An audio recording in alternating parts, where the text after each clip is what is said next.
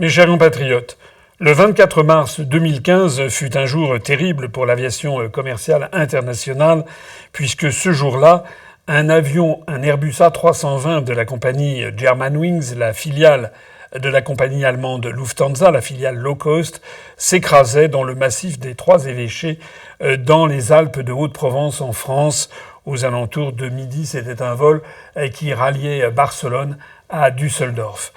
Cet accident fit 150 morts, tous les passagers à bord, 144 passagers et 6 membres d'équipage. La présence à bord de 16 lycéens, d'un baryton et d'une soprane d'opéra avait accru le sentiment de catastrophe de cet accident.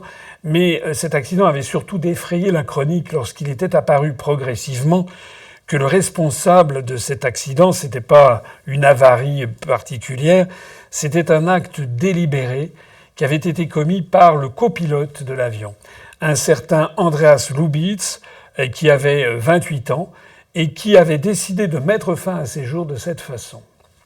Cette affaire avait énormément ému l'opinion publique mondiale et en particulier l'opinion publique allemande, bien entendu, et aussi l'opinion publique française, puisque ça a été le troisième accident le plus meurtrier sur le sol national, le troisième accident d'avion le plus meurtrier de l'histoire de l'aviation en France métropolitaine. Madame Merkel, la chancelière d'Allemagne, avait fait le déplacement pour se recueillir devant les restes de cet avion, que vous voyez d'ailleurs derrière moi. Cet avion avait été absolument pulvérisé puisque l'avion avait fracassé la montagne à peu près à la vitesse de 900 km/h.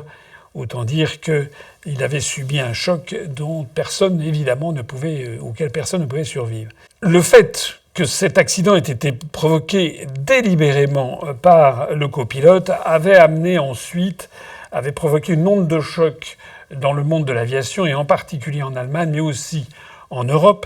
Et 3 ans après, le 23 juillet 2018, il y avait une réglementation européenne qui avait été édictée pour que l'ensemble des compagnies aériennes de l'Europe prennent des dispositions pour éviter ceci. La réflexion qui avait été conduite pendant les 3 ans avait amené l'Union européenne à diffuser une réglementation. Et que disait cette réglementation ?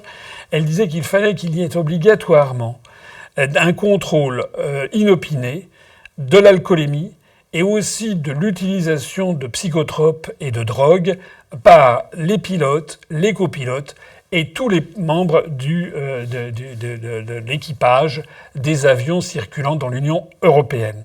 Au motif que, effectivement, Andreas Lubitz, on avait découvert ça ensuite, était quelqu'un qui était un grand dépressif, qui traversait des dépressions très graves et qui, de surcroît, se droguait et prenait de la drogue. Or, le mélange drogue plus dépression, avec éventuellement d'autres médicaments, peut provoquer une altération complète du sens de la réalité et peut provoquer des décisions absolument dramatiques comme celle qui eut lieu.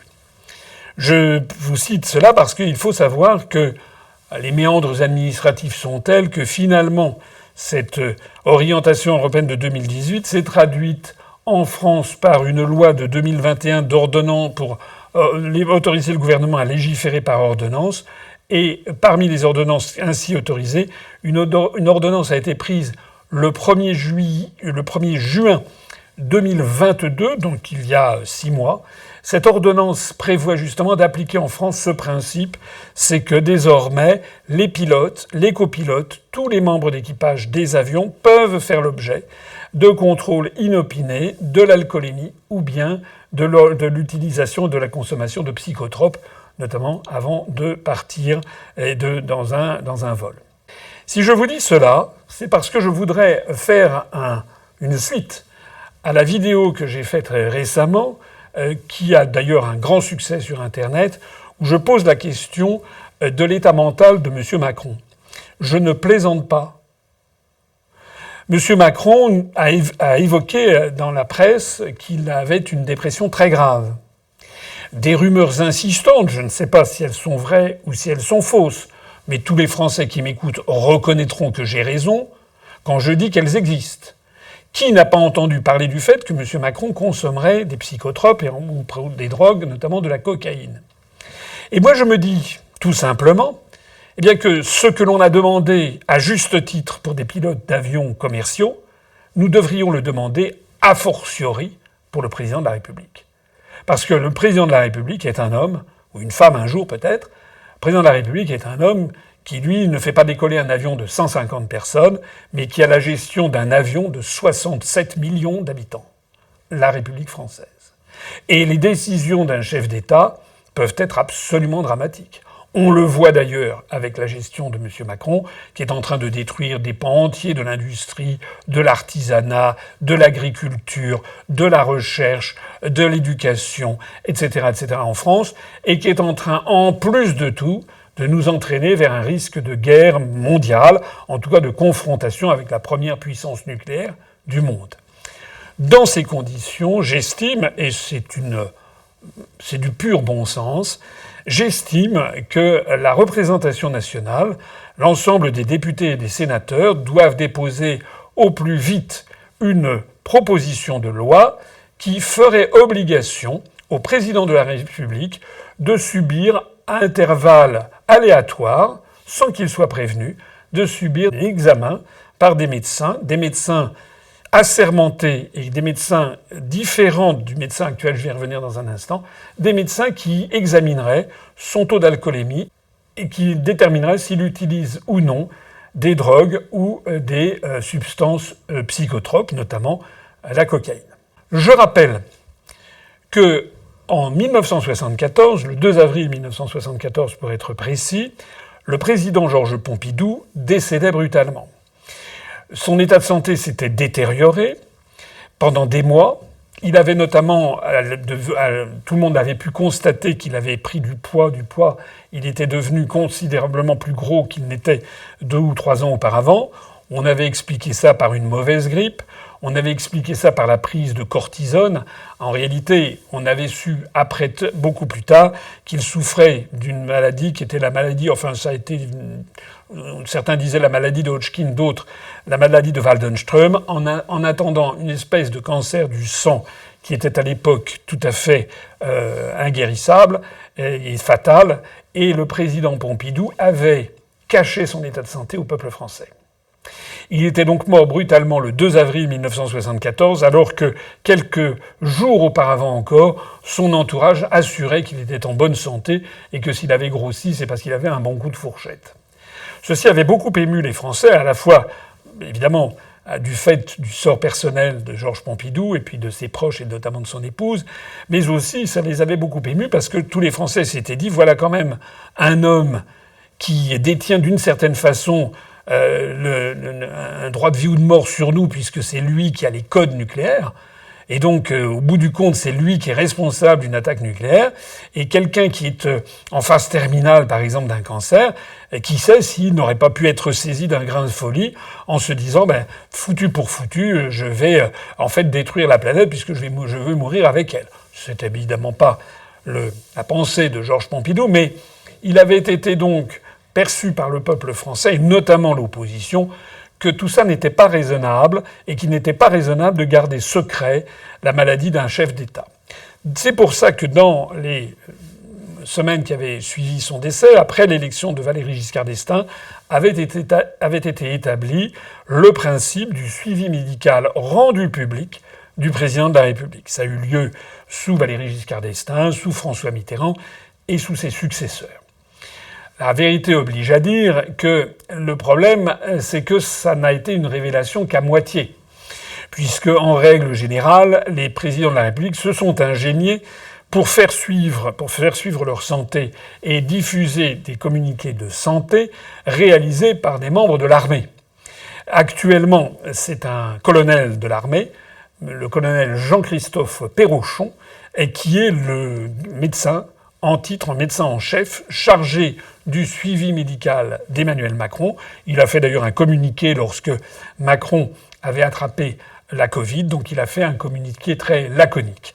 Mais il est bien évident qu'un membre qui est un proche, qui est attaché au cabinet du président de la République jour après jour, qui de surcroît est membre de l'armée, donc doit l'obéissance à ses supérieurs hiérarchiques, il est évident que c'est quelqu'un qui ne va pas forcément dire tout ce qu'il sait sur l'état de santé du président. On l'a d'ailleurs vu avec François Mitterrand, puisque François Mitterrand a informé qu'il avait un cancer pendant la campagne référendaire du traité de Maastricht de 1992 pour essayer d'émouvoir le peuple français et d'arracher le oui au traité de Maastricht, selon une procédure quand même particulièrement contestable et même assez sordide. Mais en réalité, les proches et son médecin savaient depuis de nombreuses années que François Mitterrand était atteint d'un cancer, ce qui n'avait pas été révélé. Alors, ce que je sais, moi, c'est qu'actuellement, nous avons donc Jean-Christophe Pérochon, colonel de l'armée, un médecin urgentiste, qui assure le suivi médical de Emmanuel Macron et qui publie les communiqués. Il faut savoir donc que ce monsieur non seulement fait partie de l'entourage de monsieur Macron, mais un entourage quand même qui veille beaucoup au grain, puisque le magazine Le Point avait révélé que, au moment de la fameuse affaire Benalla, les enquêteurs avaient demandé et obtenu le téléphone portable de Jean-Christophe Pérochon, et on avait vu qu'en pleine nuit, il y avait eu un très grand nombre d'appels téléphoniques ou de messages qui avaient été échangés entre ce médecin Pérochon et Benalla. Preuve, s'il en est, que M. Pérochon fait partie, en fait, de la maison Élysée la plus proche, et que donc les informations qu'il peut diffuser sur l'état de santé du président de la République sont à prendre avec des pincettes. Il avait d'ailleurs dit le strict minimum au moment où Macron avait été victime de la Covid. Alors je dis tout ceci pourquoi ? Eh bien je fais, en continuité de la vidéo dont je parlais à l'instant, il y a beaucoup de Français qui ont un doute sur l'état de santé de M. Macron, de son état de santé mental, son état de santé psychologique. C'est un fait. Même mes plus grands détracteurs ne pourront pas le nier.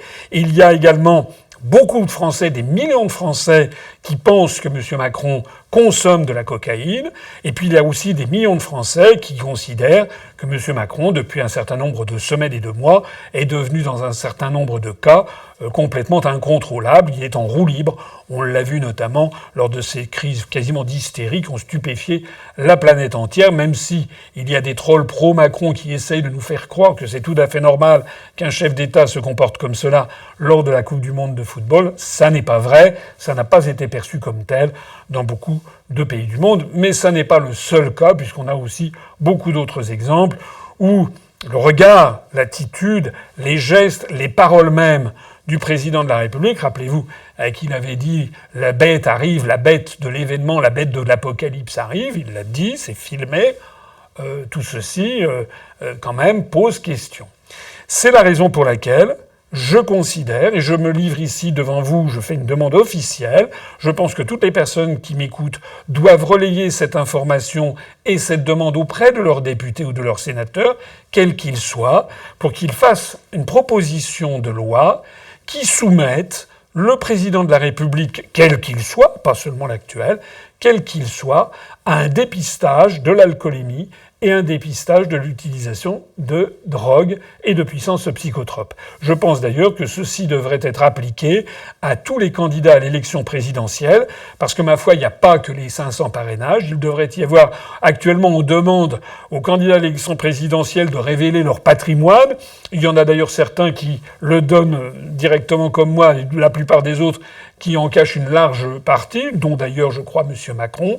Et il est normal que les Français sachent quel est le patrimoine. C'est un petit peu du voyeurisme, cela étant, mais il est encore plus normal, c'est même fondamental, que les Français sachent si la personne qu'ils vont élire à l'élection présidentielle comme chef d'État, la personne à laquelle ils vont confier le code nucléaire et le devenir de la France, non seulement en matière économique, sociale, industrielle, agricole, culturelle, éducationnelle, etc., mais aussi en matière diplomatique et militaire, les Français, il est normal qu'ils sachent si ce monsieur ou cette dame est en permanence en pleine possession de ses facultés et a tout le temps les capacités de discernement nécessaires.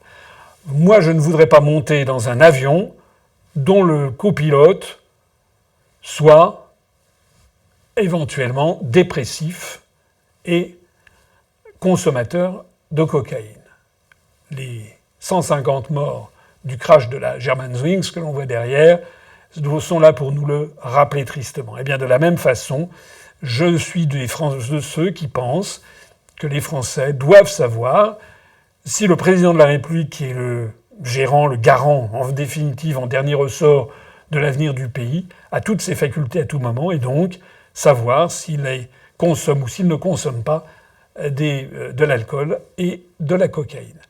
J'attends maintenant la réponse de tous les groupes parlementaires, et tout spécialement, bien entendu, de l'opposition. Je n'arrive pas à penser que Mme Le Pen, ou que M. Ciotti, ou que M. Mélenchon, ou que Mme Tondelier pour EELV, ou que M. Roussel pour le Parti communiste, ou que les socialistes, je n'arrive pas à imaginer qu'ils puissent s'opposer à ce qu'une telle loi soit votée concernant le président de la République et les candidats à l'élection présidentielle, alors même qu'ils ont accepté que une ordonnance soit prise le 1er juin 2022 pour appliquer cette loi aux pilotes, aux copilotes et à tous les membres de l'équipage des avions commerciaux.